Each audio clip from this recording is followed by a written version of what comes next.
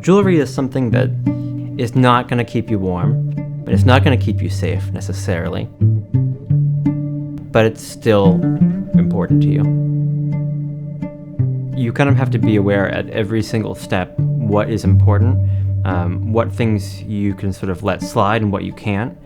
It really impacts your efficiency if you can't overlook some things or know that they'll be taken care of in a later part of the process.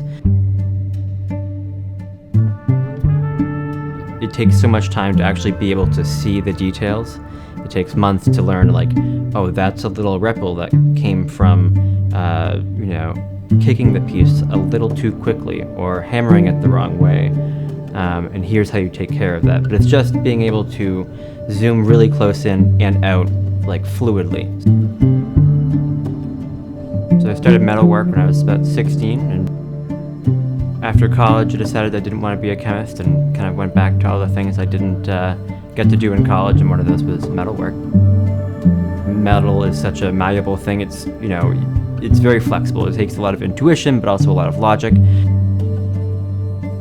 I'm the kind of person who needs to do it on my own. I like to dive into the deep end and sort of figure things out and fail a bunch of times. And I have to make the mistake at least once, or else I won't know where that road leads.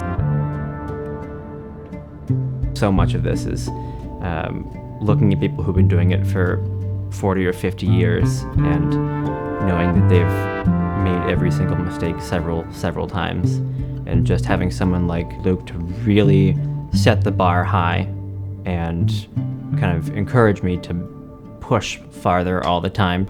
Yes, it's good, but it's not what it could be. Even if it's passable, even if you can sell it, there's something that it could have been if it were just a little better. It would have a little more that someone would feel looking at that piece.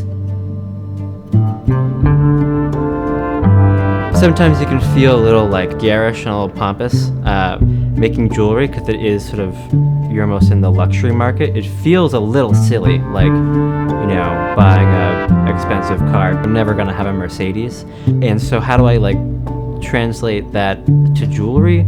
It could easily kind of ruin it. But we look at the artifacts and things that we found throughout history, and a lot of them are jewelry. Adorning ourselves with metal has always been something that we've valued. In that way, it's really important to me that we've kind of always done this. I'm a very sensitive, kind of particular person, so that can be a big challenge, especially if it's it's a lot of stimulation. It is a really great space. I do enjoy working around other people. How I approach failure has definitely changed a lot in terms of reacting to it differently and learning from it, but also in terms of having a goal and how you meet that goal, and how you set up for that goal has been pretty important. There's plenty of people who will make really expensive jewelry that is very, very bland. It is, it's not, sure, it's sparkly, that's great. But it's not interesting. So I think that's where, for me, it draws a line between something that's really compelling and interesting and well-made versus something that's very expensive. And it can be kind of a benefit to jewelry compared to other artwork, that the metal and the stones have a lot of value. So a painting, at the end of the day, if you didn't know who the painter was or anything about painting, it would just be canvas and paint. Jewelry will still have some amount of value.